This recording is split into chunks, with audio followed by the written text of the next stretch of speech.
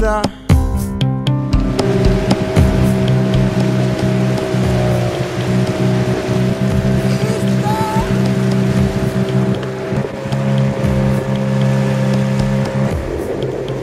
À Guégué, la cité lacustre aurait bien pu garder ses beaux attraits toute l'année, malgré les hauts et les bas.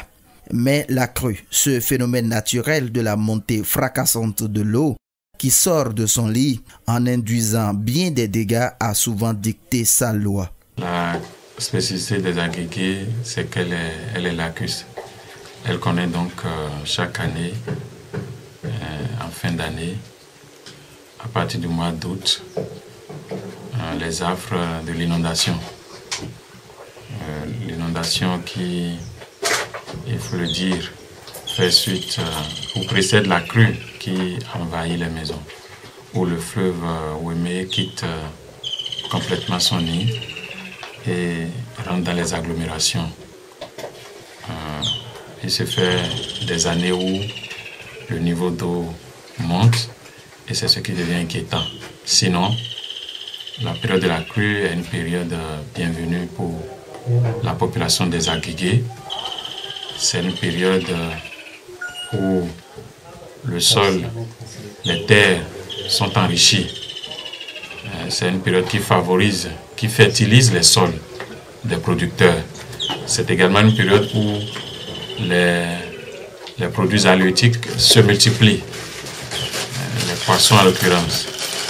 C'est donc normalement une très bonne période pour la population des Aguégués. C'est lorsque le niveau de l'eau atteint le summum, c'est là la population commence à s'inquiéter. Chaque année, il y a la crue. Mais ça ne venait pas dans les salles ni dans les bureaux. Mais avant-hier et hier, on était surpris jusqu'à ce matin. Nos bureaux sont inondés. Et ça m'a rendu même malade hier. Je ne sais comment faire. Les salles sont inondées. Les professeurs ne peuvent plus faire cours. Donc on a dû demander aux élèves d'aller à la maison pour le moment. Et lorsque l'eau va partir, va se retirer, nous allons reprendre encore le cours. Vraiment, nous sommes en situation difficile. Et nous avons la chance et c'est vous qui êtes notre Dieu. Sinon, si vous n'étiez pas là, on n'allait même pas trouver de bac pour pouvoir partir à la maison. On va rester là, on risque de rester là jusqu'au soir. Si on ne trouve pas de pirogue là, comment on peut aller à la maison? Comment on peut partir à la maison? Raison pour laquelle nous sommes là depuis le matin. Sinon, on nous a renvoyés depuis le matin. L'eau est déjà inondée. L'eau a inondé déjà toutes les maisons et les crassoirs. On ne sait même pas où rester. C'est la raison pour laquelle on nous a renvoyés depuis le matin.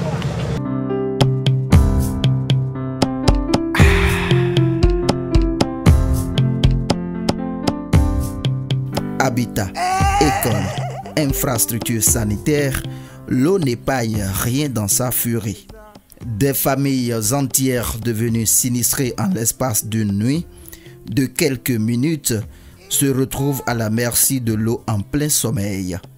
Et il faut faire vite pour éviter le pire. Femmes, enfants, personnes âgées sont les plus vulnérables. Dans la tourmente, chacun doit savoir compter sur des proches pour s'abriter, des proches non encore sinistrés. Certainement pas pour longtemps, car les précipitations continuent d'en rajouter à la montée des eaux. La crue nous met dans une situation critique. Ma première case est déjà inondée. Celle de ma mère vient de s'immerger aussi. Nous appelons les secours.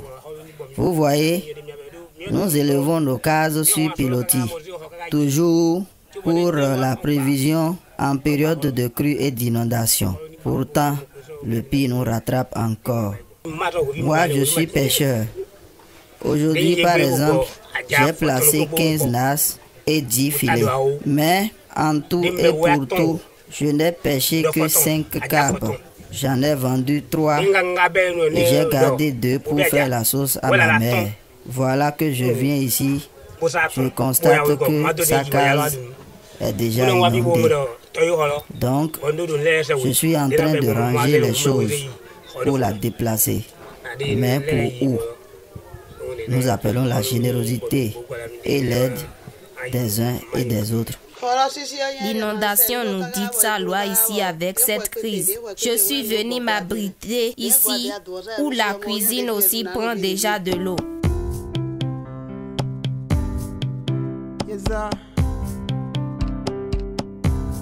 L'inondation qui précède le phénomène de la crue en est certainement pour beaucoup dans les dégâts constatés, car la crue en elle-même est une bénédiction pour l'enrichissement des sols et surtout la multiplication des poissons, la pêche étant la principale activité génératrice de revenus aux Agégués, en plus de l'agriculture.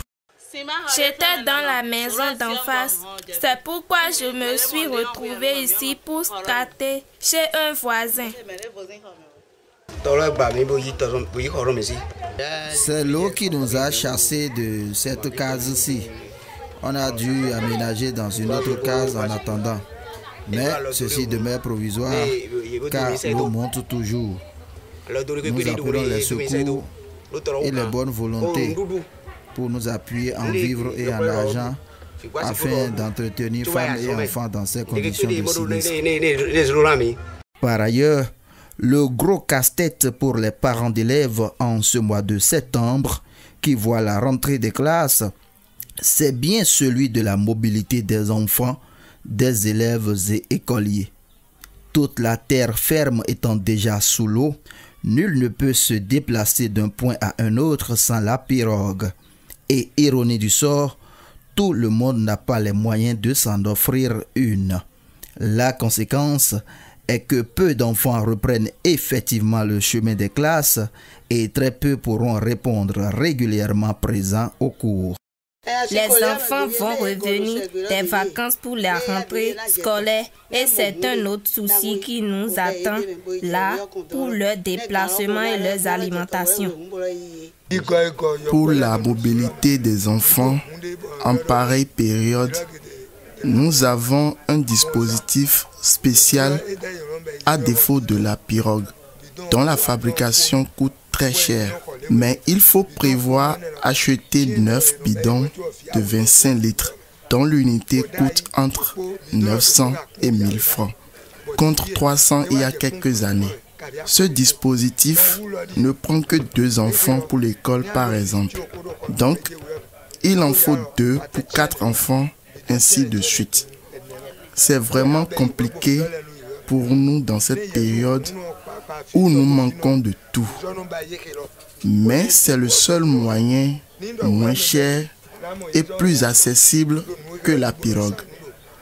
C'est le même dispositif qui aide les vendeuses, les parents, toute la grande masse de ceux qui n'ont pas de pirogue, sans oublier les maladies et l'insalubrité qui règnent dans la crue. C'est vraiment compliqué.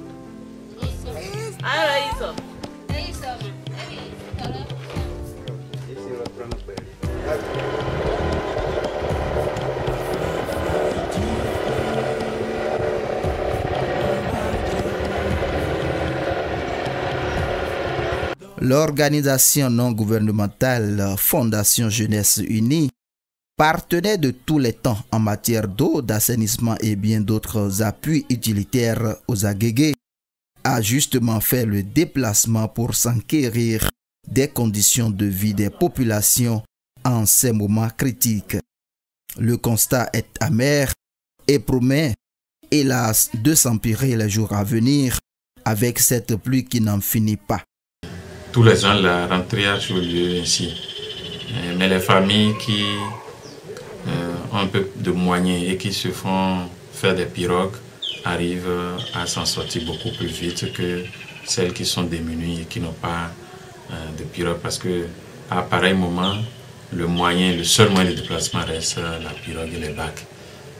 Et donc, ceux qui n'ont pas de pirogue, les familles qui n'ont pas de pirogue, demandent des services, la générosité des autres pour faire leur compagnie, pour amener les enfants à l'école et les revenir également. Donc, dans cette situation, nous avons besoin, autant que nous sommes, des bottes, des gilets de sauvetage pour pouvoir au moins nous sécuriser. Et surtout par rapport à notre déplacement, vraiment c'est de la peine. Bon, peu s'en fallait, même ce matin, il y a une commission de la DEDAMP qui est venue pour une petite formation. Moi, une dame allait tomber dans l'eau parce qu'elles ont pris une petite barque. Donc, nous avons aussi besoin des barques motorisées. Donc, à cet effet, nous implorons la clémence des instances dirigeantes, des ONG ou des organismes nationaux comme internationaux de venir à notre rescousse dans les Agégués.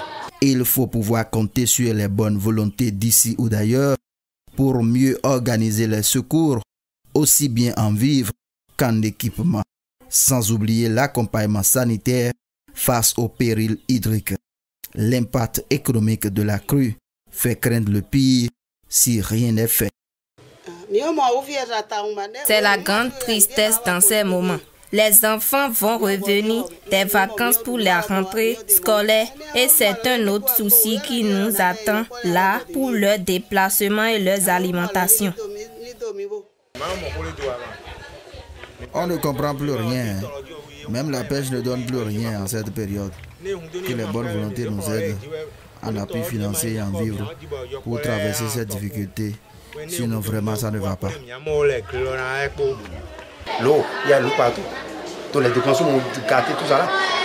Nous viennent à nos secours. Parce qu'avec ça là maintenant, nous sommes obligés de conduire les enfants. Alors que c'est le même programme qu'il faut de l'eau ici que sur la TFM. Donc les gens n'ont qu'à penser à nous, ils n'ont qu'à penser à nous comment on va faire pour recruter des enseignants, qu'il faut payer, rapporter les enfants pour les coûts que les professeurs feront. C'est le lieu de remercier la Fondation Jeunesse Unie, avec qui nous travaillons depuis quelques années, qui est restée à appuyer notre communauté de la plus belle manière.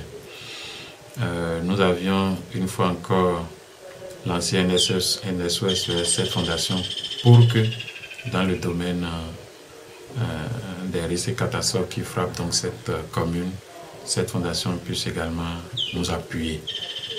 C'est ce qui fait donc notre présence de ce jour, où la fondation a donc pris la décision d'aller dans les ménages pour voir de visu ce qui réellement arrive aux Agégués pendant cette période. Et je leur souhaite la bienvenue parce que il y a beaucoup de péripéties pour arriver aux Agégués pendant cette période. Et quand les gens nous aiment et viennent à nous pendant cette période, c'est que nous sommes joyeux, nous sommes très très contents de ces gens de personnes. Vivement que les appels des uns et des autres ne tombent point dans des oreilles de sourds. Aucun secours ne sera donc de trop.